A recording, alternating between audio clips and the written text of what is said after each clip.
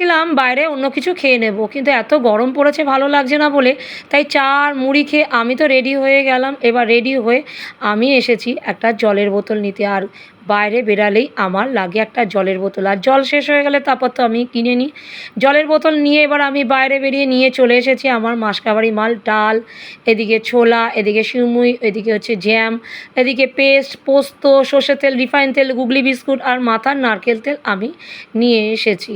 আর দেখো আমি তো বিটিনা বিস্কুট খাই না, তাই এই বিস্কুটটা হচ্ছে আমার, তাই আমি সুন্দর করে আমি হ্যাঁ কৌটোর মধ্যে ঢেলে রাখছি, কারণ আমি চায়ের সাথে একদম বিটিনা বিস্কুট খাই না।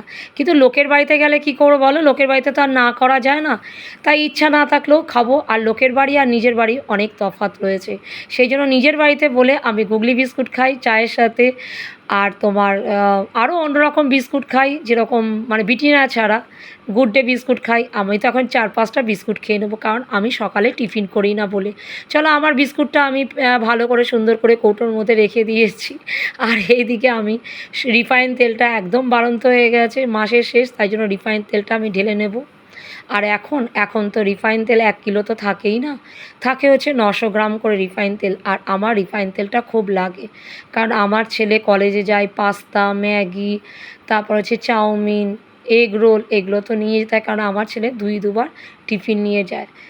আলু ভাজা এগুলো বেশিটা নিয়ে যায় বলেই সেই কারণে আমার রিফাইন তেলটা খুব লাগে। আর আমার দেখো রিফাইন তেলটা কৌটোয় ঢালা হয়ে গেছে। আর দেখো এই কৌটোটা হচ্ছে আমার 1 কিলো, কিন্তু 1 কিলো তো হয়নি, পুরো 900 হয়েছে। আর এবার সর্ষের তেল ঢালবো, আর দেখো সর্ষের তেলটা আমার 1 কিলো পুরো। আর তারপরে আমার মাসের শেষ যেহেতু আমি নিয়ে এসেছি 15টা ডিম। আর পেটিতে করে দেয়, কিন্তু এবারে দেয়নি পেটিতে করে, সেই জন্য আমাকে প্লাস্টিকে দিয়েছে। আর আমি এই ডিমের এই খোপগুলোতে আমি গুছিয়ে রাখছি, আমার না খুব ভালো লাগে ডিমের খোপগুলোতে গুছিয়ে রাখতে।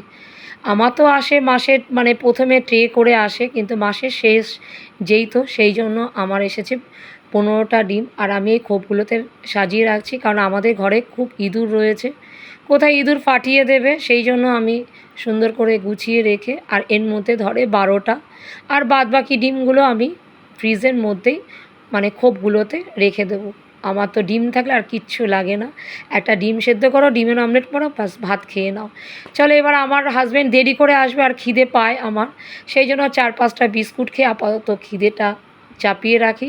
চলো আমার মতো কে এরকম করো, আর আমার ভিডিওটা কেমন লাগলো তোমরা একটু কমেন্ট করে জানিও। টাটা।